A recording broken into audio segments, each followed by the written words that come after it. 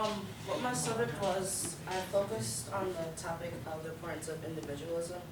Individualism is the habit or principle of being independent and self-reliant. So basically it means like just being your own person and living the way you choose to do so.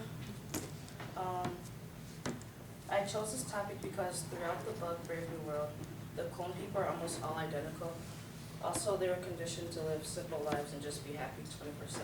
If they felt anything other than happiness, they turned to this drug called soma, which then made them feel created.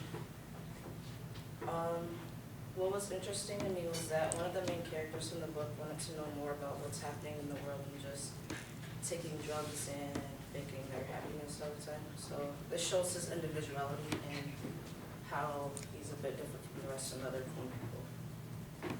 One of my sources was the quote said by Gandhi: "Unrestricted individualism is the law of the beast of the jungle." Basically, this means hiding what you feel or what you truly feel about issues in life enriches your individuality.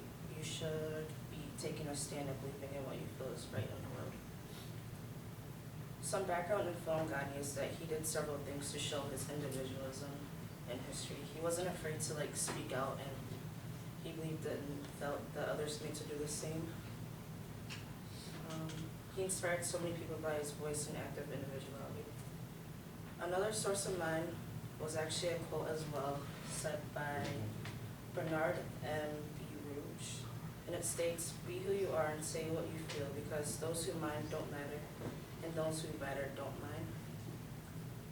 I feel this such a powerful quote because if you just let things get past you without a fight, then your voice obviously won't be heard. So, some credibility for Bernard was that he was a political advisor, but merely known for his role in World War I. President Truman asked him to come up with a post-war international policy for atomic energy. So obviously that means that if the president's asking him to do such a great task, then he's Some similarities between the quotes were that they both covered the fact that you speaking up and letting your voice be heard actually says a lot and means a lot. You aren't afraid to say what you feel, and that you're an individual who's trying to make a better change in the world. How do these authors' ideas about the subject compare with my own? I agree with this message Gandhi and Bernard had to say in their quotes. I feel like our voices are our main tool to sharing ourselves and how we truly feel about different things happening in the world, such as the government and the power, etc. What I learned doing this project was what shared leadership is and how it works.